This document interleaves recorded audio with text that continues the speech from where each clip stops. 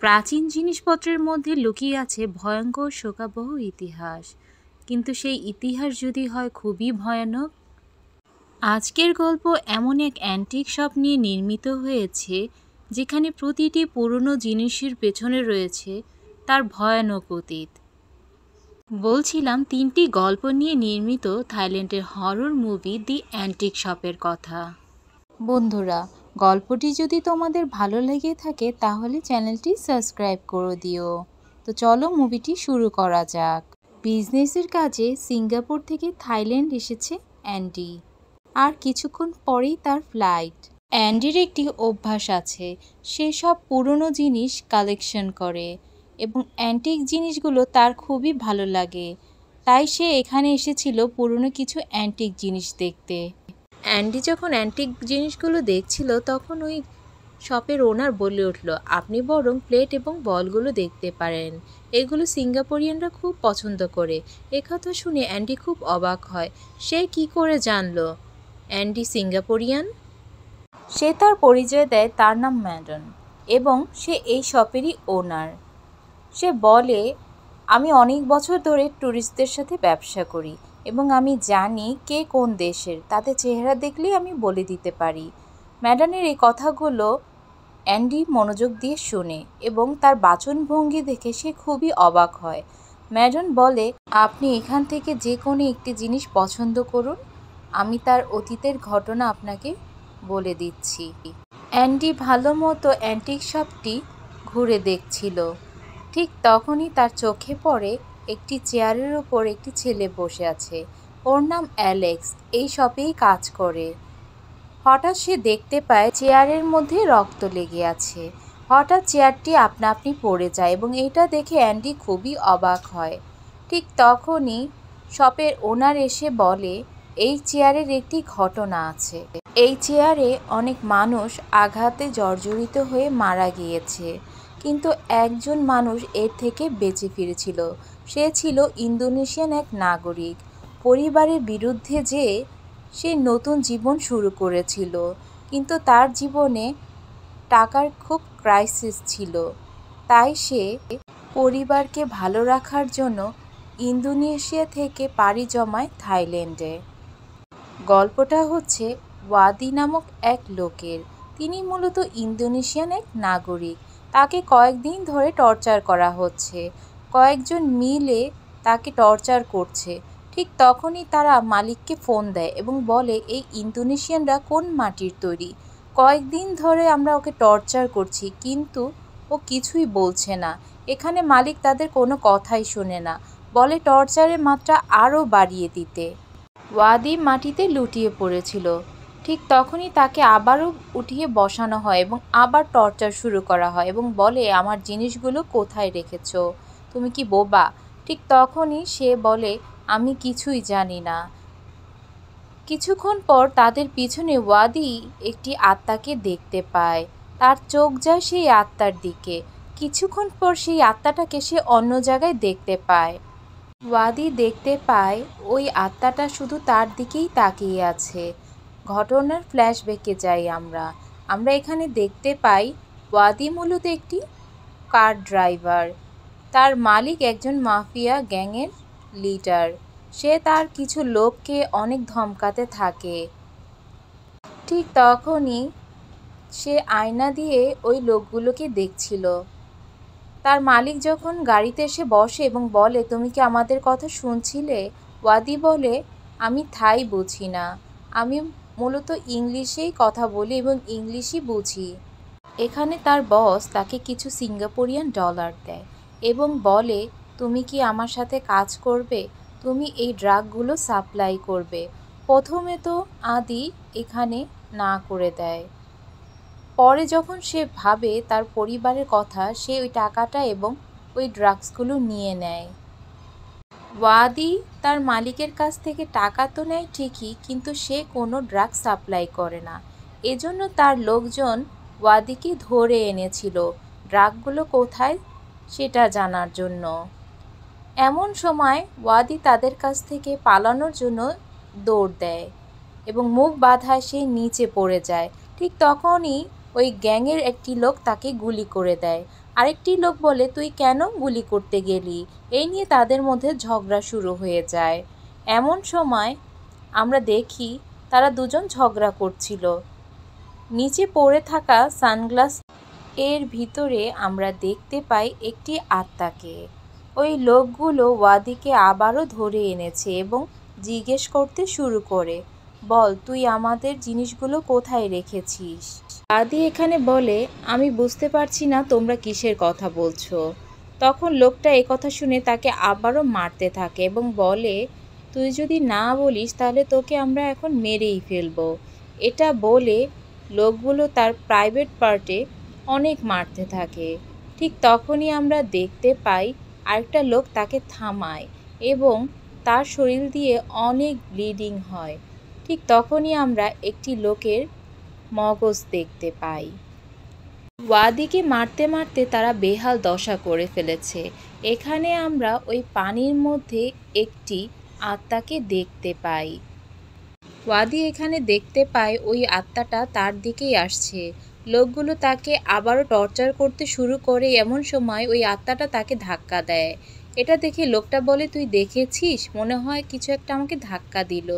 তারা মজা করতে থাকে, এখানে মনে হয় কোনো ভূত চলে এসেছে। ঠিক তখনই আমরা দেখতে পাই ওয়াদির পেছনে একটি আত্মা দাঁড়িয়ে আছে। এখানে ওয়াদি একটি ভিশন দেখতে পায়, যেখানে অনেকগুলো লোক মিলে ওই লোকটাকে টর্চার করছিল।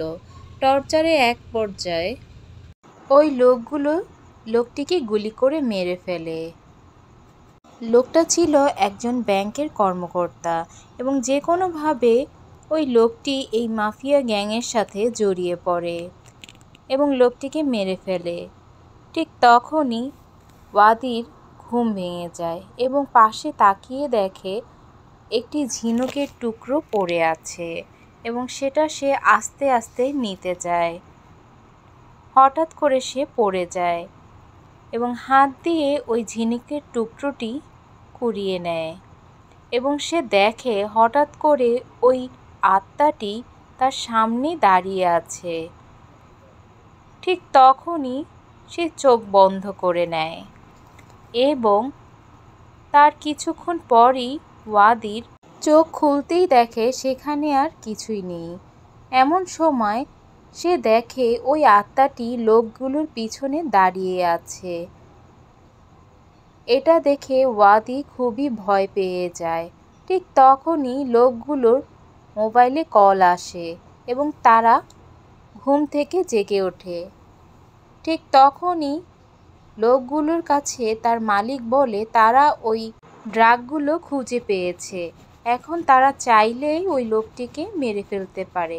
এটা শুনে লোকগুলো ওয়াদিকে মারতে আসে। ঠিক তখনই ওয়াদি হাত দিয়ে তার হাতের রশি কাটছিল। লোকগুলো গান পয়েন্ট করে। ঠিক তখনই ওয়াদি তার পরিবারের কথা স্মরণ করে। এমন সময় ওই আত্মাটি তাদের সামনে চলে আসে এবং ওই আত্মাটি গানটি ধরে রাখে। ওয়াদি অবাক হয়ে দেখতে থাকে।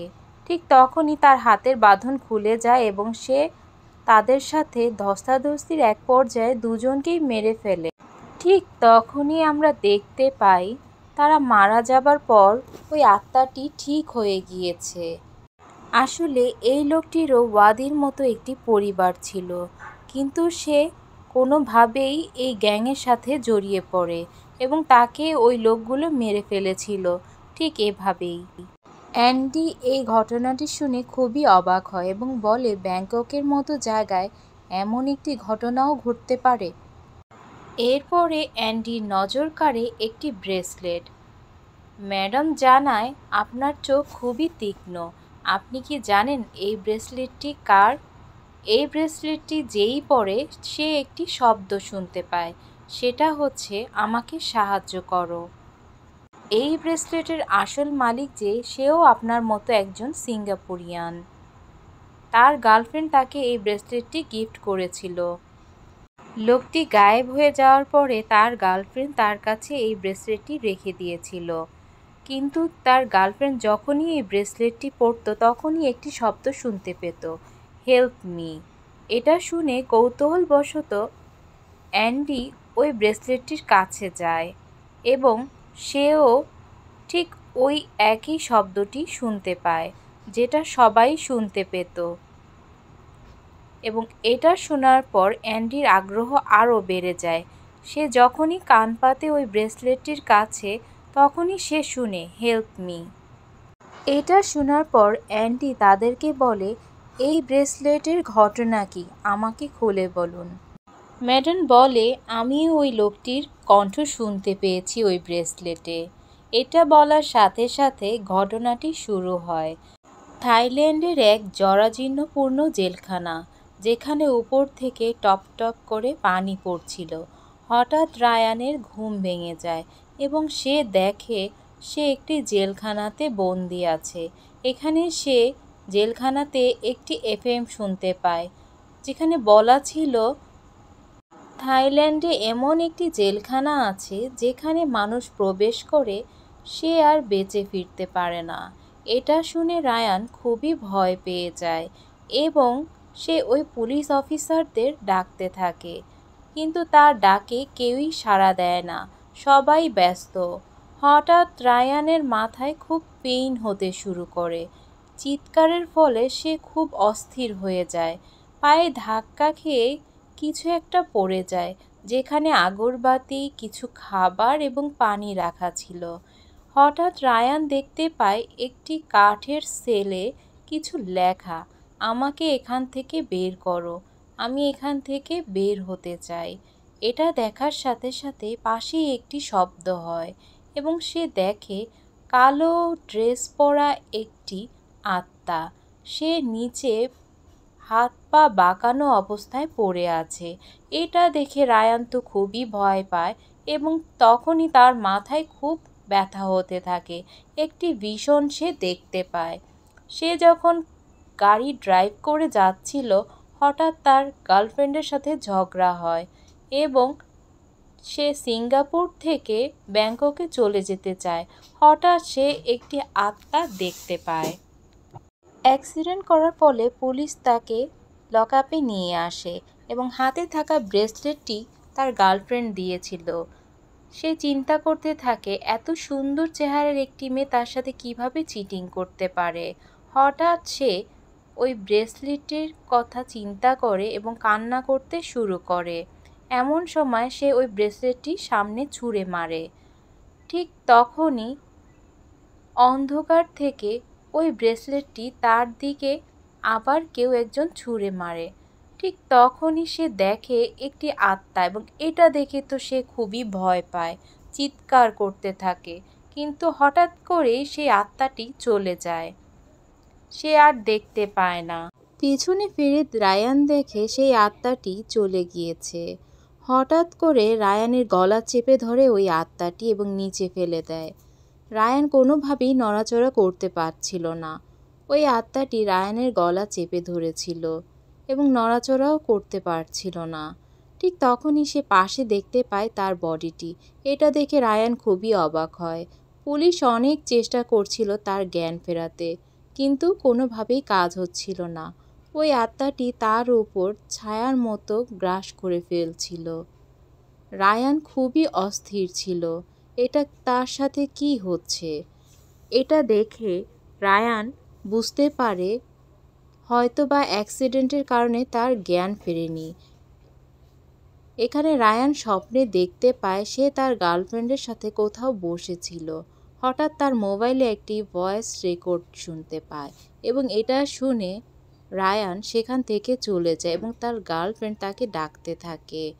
আসলে সে ভাবতে পারেনি তার গার্লফ্রেন্ড তার সাথে চিটিং করবে। এমন সময় তার গার্লফ্রেন্ডের কল আসে এবং সে ওই ফোনটা রিসিভ করে, কিন্তু কোনো কথা বলেনি। পুলিশ তাকে জিজ্ঞেস করে কে, তখন রায়ান বলে রং নাম্বার।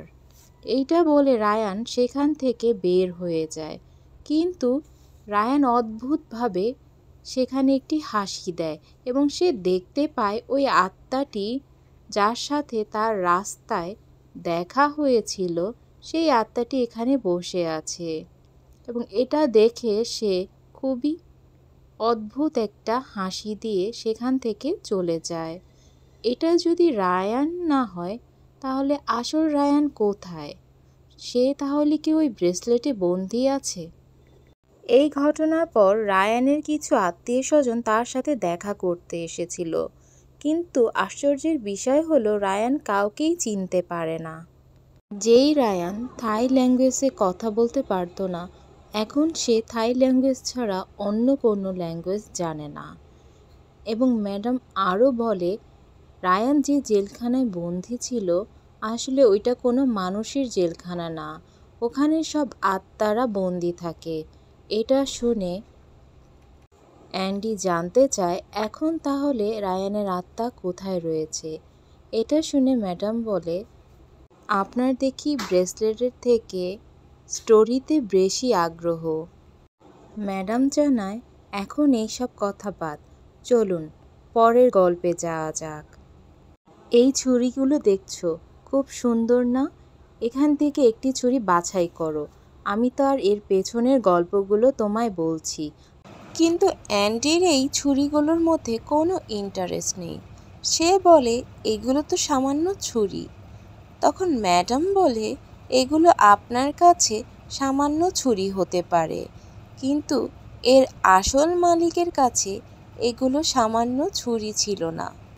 সং নামের একজন ব্যক্তি ছিল যে প্রথমত দুটি বিষয় নিয়ে চিন্তা করত, একটি হচ্ছে জেদ, অন্যটি হচ্ছে প্রতিশোধ।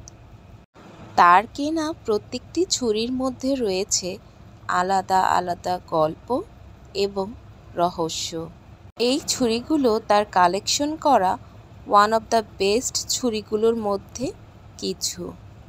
আপনি কি জানেন তার কালেকশনে কতগুলো ছুরি রয়েছে? এ কথা শুনে অ্যান্ডি বলে, কত আর 5-6টি? ম্যাডাম বলে, একেবারেই না, চলুন গল্পটা শোনা যাক। সং তার বেডরুমে বসে একটি ভিডিও রেকর্ড করছিল। আজ ফেব্রুয়ারি 2 তারিখ, কাল আমার জন্মদিন। আমার জন্মদিন উপলক্ষে আমি একটি পার্টির আয়োজন করেছি, যেখানে আমার 3 বন্ধু আসবে, যারা কিনা আমার জীবনটাকে নরকে পরিণত করেছে। তাদের কাছ থেকে আমি বেশি কিছু না, প্রতিশোধ চাই। এই কথা বলে তার পকেট থেকে একটি ছুরি বের করে নিজের গলা সে কেটে ফেলে এবং সেখানেই সুইসাইড করে। এর পরের দৃশ্যে দেখানো হয় এই 3 জন হচ্ছে সং-এর সেই বন্ধু, যারা কিনা তার জীবনটাকে নরকে পরিণত করেছিল। তাদের 3 জনের মধ্যে সবচেয়ে বেশি চলে চ্যাম্পিয়নের, এবং তেই হচ্ছে একটু ভীতু, এবং উইন বেশি কথা বলে। গাড়ির মধ্যে এই 3 জন বসে এখনও সংকে নিয়ে গসিপ করছে। চ্যাম্পিয়ন বলে, বলতো ওর মতো গাধা কোথায় আছে? ও কোরিয়ার মতো একটি দেশ রেখে থাইল্যান্ডে এসে থাকছে। আমাকে বললে তো আমি কোনো দিনও এখানে থাকতাম না। তবে তারা কিছুটা অবাক। সংকে তারা ছোটবেলায় খুবই বুলি করত এবং বিরক্ত করত, কিন্তু সং তাদের কেন ইনভাইট করলো তার বার্থডে পার্টিতে, সেটাই ওরা বুঝতে পারছে না, কারণ এই 3 জন ছিল সং-এর শত্রু। অন্যদিকে সং তার গেস্টের জন্য স্টেক বানাচ্ছিল। ঠিক তখনই তারা বাড়িতে এসে পৌঁছায়। সম্পূর্ণ রুমটা বেলুন দিয়ে ভর্তি ছিল, বাড়িতে কোনো লোকজন নেই। আচমকা সেখানে তাদের মেট ইভা চলে আসে এবং বলে, আপনারা বসার রুমে যেয়ে বসুন। এখানে ইভা বলে, আপনার গেস্ট চলে এসেছে। সং বলে, তাদের বসতে বলো।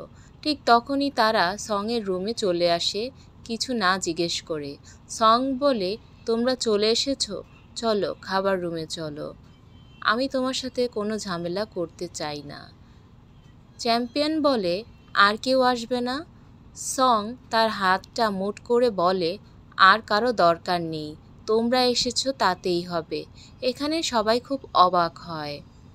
অন্যদিকে এই 3 জন সং-এর ব্যাপারে আলাপ করতে থাকে। আচ্ছা বলতো, ও কেন আমাদেরকে ইনভাইট করলো? সং-এর বার্থডের ব্যাপারে কারোই মনে নেই। আমি সবাইকে জিজ্ঞেস করেছি। ও কি আমাদের ওপর প্রতিশোধ নেওয়ার জন্য এখানে ইনভাইট করেছে?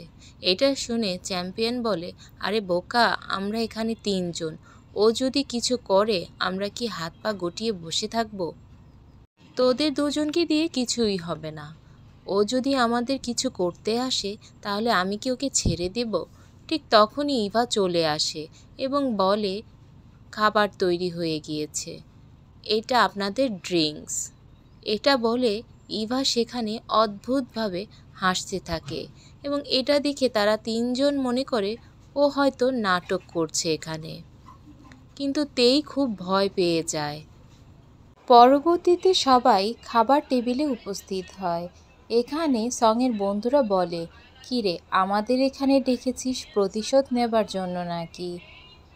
তখন সং বলে, ওসব কথা আমি অনেক আগেই ভুলে গিয়েছি, আমার মনে নেই।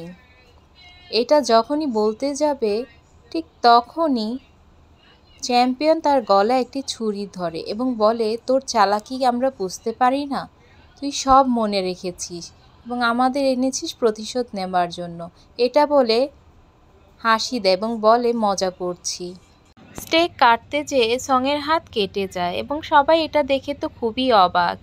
সং বলে, তোমরা খাও, আমি আসছি। এটা বলে সে চলে যায়। সং চলে যাবার পরে তারা সঙের সাথে অন্যায়গুলো মনে করতে থাকে। ছোটবেলায় একবার সঙের গায়ে আগুন দিতে যেয়ে তার চুলের অনেকখানি পুড়ে যায় এবং প্রিন্সিপালের ভয়ে তারা চুলের সেই অংশটুকু এলোমেলোভাবে কাটতে শুরু করে, কিন্তু এলোমেলোভাবে কাটার কারণে তার চুলের সেই অংশ থেকে অনেক ব্লিডিং হতে শুরু করে, যেটা দেখে তারা খুবই ভয় পেয়ে যায় এবং তারা মোটেও এই কাজটা যে ঠিক করেনি তারা বুঝতে পারে, কিন্তু ততক্ষণে অনেক দেরি হয়ে গিয়েছে। সং ব্যথায় অজ্ঞান হয়ে যায়। সিন চলে আসে বর্তমানে। এখানে তেই বলে, আমি এখানে থাকতে চাই না, খাওয়া শেষে আমি এখান থেকে চলে যাব। সব কিছু যেন কেমন অদ্ভুত লাগছে। এটা শুনে চ্যাম্পিয়ন বলে, তুই কোথাও যাবি না। তাদের মধ্যে ঝগড়া শুরু হয়।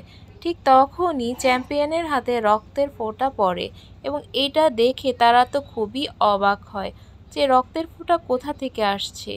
এতক্ষণ তাহলে তারা এগুলিই খাচ্ছিল, উপর থেকে রক্ত তাদের প্লেটেই পড়ছিল। তখনই তাদের বমি চলে আসে। এখন পরিবেশটা খুব গা ছমছমে অবস্থায় চলে আসে। ফ্লোরে রক্তের ফোঁটা পড়েছিল, এমনকি পুরো বাড়িতে মাত্র 2 জন মানুষ থাকে। চারিদিকে কেমন যেন অন্ধকার। এটা বলে তারা উপর দিকে যায়, তখন দেখে কাজের লোকটা দৌড়ে কোথায় যেন যাচ্ছিল। এখানে তারা সবাই সঙের রুমে চলে আসে এবং ফ্লোরে দেখে অনেক রক্ত পড়ে আছে এবং বিছানায় সঙের গলাকাটা লাশ। এটা দেখে তো তারা খুবই ভয় পেয়ে যায়। সং যদি এখানে হয় তাহলে তাদের সাথে এতক্ষণ কথা বলছিল কে? তখনই ওই রেকর্ডিংটা চালু হয়ে যায়। তারা দেখতে পায় এটা 2 দিন আগের রেকর্ডিং। তাহলে সং এতক্ষণ তাদের সাথে যে কথা বলছিল কে তাহলে? এটা দেখে তো সবাই খুব ভয় পেয়ে যায় এবং সবাই বলে, আমি বলেছিলাম এখানে আসতে না। চ্যাম্পিয়ন বলে সং নাটক করছে। এটা বলে ছুরি দিয়ে তার পায়ে আঘাত করে। সবাই বলে, কি করছিস তুই? হঠাৎ কি যেন একটা সামনে থেকে চলে যায়। তার পিছু পিছু সবাই বের হয় এবং বলে, আমি বলেছিলাম এখানে আসতে না, আমি চলে যেতে চাইছিলাম, কিন্তু তোমরাই আমাকে থামিয়েছ। এটা বলে তখন চ্যাম্পিয়ন বলে, তুই কোথাও যেতে পারবি না, মরলে আমরা একসাথে মরবো, বাঁচলে আমরা একসাথেই বাঁচবো। এটা বলে মারামারি শুরু করে দেয়। ঠিক তখনই তেই বলে, খুন তো তুই করিসনি, কিন্তু ওই ছুরি কেন ওর গায়ে লাগাতে গেলি? এখন তো পুলিশ তোকে ধরবে। তখন চ্যাম্পিয়ন বলে, আমাকে কেন একা ধরবে? ধরলে তোদেরও ধরবে। আমি তোদের নাম বলে দিব। আমাকে রেখে এখানে তোরা কোথাও যেতে পারবি না, আমার সাথেই তোদের থাকতে হবে। এটা বলে 3 জন ঝগড়া করতে শুরু করে। রুমে এসে দেখে এখানে সঙের লাশ নেই। ধস্তাধস্তির মাঝে লাশটা গায়েব হয়ে গিয়েছে। হঠাৎ তারা দেখতে পায় সঙের লাশটা উপরে ভাসছে। এটা দেখে তো তারা খুবই ভয় পায় এবং হঠাৎ করে লাশটা বিছানায় ধপ করে পড়ে। ভয়ে তারা তিনজন নিচতলায় চলে আসে। তখনই হঠাৎ করে লাইটটা নষ্ট হয়ে যায়। তেই দেখে চ্যাম্পিয়ন নেই এখানে, অথচ তার বন্ধুরা তাকে দেখতে পাচ্ছিল, কিন্তু সে তাদের বন্ধুদের দেখতে পাচ্ছিল না। হাঁটতে হাঁটতে এক পর্যায়ে তার পা কিছু একটা টান দেয়। সে তো ভয় পেয়ে যায়, ভাবে সং তার পেছনে দাঁড়িয়ে আছে, কিন্তু পেছন ফিরে দেখে কেউ নেই সেখানে। সামনে ফিরতেই সে কাজের মেয়েটিকে দেখতে পায়। ছুরি দিয়ে কাজের মেয়েটি তেয়ের পেটে কয়েকবার আঘাত করে এবং তেই ভাবে তার পেট হয়তোবা কেটে গিয়েছে, কিন্তু চোখ মেলেই দেখে তার কিছুই হয়নি। সামনেই সে সংকে দেখতে পায়। এটা দেখে তো তেই খুবই ভয় পেয়ে যায় এবং চিৎকার শুনে সবাই সেখানে ছুটে আসে। হঠাৎ উইন এখানে তেইকে খুঁজতে আসে, ভাবে সামনে তেই বসে আছে, কিন্তু আরেকটু সামনেই দেখতে পায় এটা উইন নয়, এটা সং। তার মুখ দিয়ে অনেক লালা বের হচ্ছে। এটা দেখে উইন খুবই ভয় পেয়ে যায় এবং পিছলে পড়ে যায় নিচে। অন্যদিকে তেই দেখতে পায় পুরো কিচেন জুড়ে ছুরি পড়ে আছে এবং ছুরির আঘাতে তার একটি পা কেটে যায়। খুবই আহত হয় সে।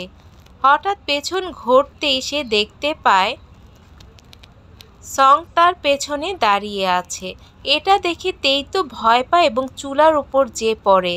চুলার গরম সহ্য না করতে পেরে সে নিচে পড়ে এবং ছুরিগুলো তার উপর এসে পড়ে। ঠিক তখনই তেই ওখানেই মারা যায়। চ্যাম্পিয়ন এসে দেখে তেই মারা গিয়েছে। সং এখানে সবাইকে বলে আজকে তোরা সবাই মরবি। চ্যাম্পিয়ন খুব অবাক হয়ে যায়। ঠিক তখনই চ্যাম্পিয়ন এসে সংকে মারতে থাকে। আসলে এখানে চ্যাম্পিয়ন সংকে মারছিল না, মারছিল তার বন্ধু উইনকে। মারতে মারতে রক্তাক্ত করে ফেলে উইনকে। চ্যাম্পিয়ন ভাবে সং বলছে তোরা যেভাবেই চেষ্টা করিস আমাকে মারতে পারবি না। জেদের বশে এক পর্যায়ে চ্যাম্পিয়ন তার বন্ধু উইনকে মেরে ফেলে। ঠিক তখনই সে সামনে সংকে দেখে এবং বলে তুমি আমাকে নয় উইনকে মেরেছ। এটা দেখে চ্যাম্পিয়ন বলে এগুলো কিভাবে হলো। তখন সং বলে তোমাদের খাবারে আমি এক ধরনের ওষুধ মিশিয়ে দিয়েছিলাম যাতে করে তোমাদের হ্যালোসিনেট হয়। ঠিক তখনই চ্যাম্পিয়ন চিৎকার করতে থাকে। তখন সং বলে এখন তুমি খুনের আসামি, পুলিশ আসবে এবং তোমাকে ধরে নিয়ে যাবে। ওই ছুরিতে তোমার হাতের চিহ্ন আছে। এটা বলে সং খুব হাসতে থাকে। পুলিশকে কল করে সং একটি নাটক তৈরি করে এবং বলে আমার বন্ধু আরেক বন্ধুকে মেরে ফেলেছে। ঠিক তখনই চ্যাম্পিয়ন নিজের গলা কেটে আত্মহত্যা করে। এখানে ম্যাডাম বলে তুমি কি সেই কোরিয়ান লোকটিকে দেখতে চাও, সে এখানেই আসবে। ঠিক তখনই আমরা দেখতে পাই সামনে এসেছে সং, এখানে বসেছে এবং বলে গল্প শোনার চক্করে তো তুমি তোমার ফ্লাইটটাই মিস করে ফেলেছ। কিন্তু অ্যান্ডি দেখে তার এখনও অনেক সময় বাকি আছে। ঠিক তখনই অ্যান্ডি সেই ব্রেসলেটটা ম্যাডামের কাছে চায় এবং বলে আমাকে এই ব্রেসলেটটা প্যাক করে দিন। অ্যান্ডি এখানে যাবার সময় বলে আপনার সাথে আমার আবার দেখা করতে হবে। ঠিক তখনই সং বলে আপনি প্রথম ব্যক্তি যে কিনা প্রথম মুলাকাতের পরে দ্বিতীয় মুলাকাত করতে চাচ্ছেন আমার সাথে। লোভ, হিংসা এবং মানুষকে ঠকানো, এই তিনটা জিনিস মানুষের জীবনকে ধ্বংস করে দেয়, যা এই মুভিতে আমরা দেখেছি। তো বন্ধুরা, কেমন লাগলো দি অ্যান্টিক শপ মুভিটি আমাকে কমেন্টস করে জানিও। যদি তোমাদের এই মুভিটি ভালো লেগে থাকে তাহলে আমার চ্যানেলটি সাবস্ক্রাইব করে দিও। আর যদি তোমাদের কোনো পছন্দের মুভি থাকে এবং সেটা যদি তোমরা বাংলায় এক্সপ্লেনেশন চাও আমাকে কমেন্টস করে জানাতে পারো। তো আজ এ পর্যন্তই। সবাই ভালো থেকো, সুস্থ থাকো। আল্লাহ হাফেজ।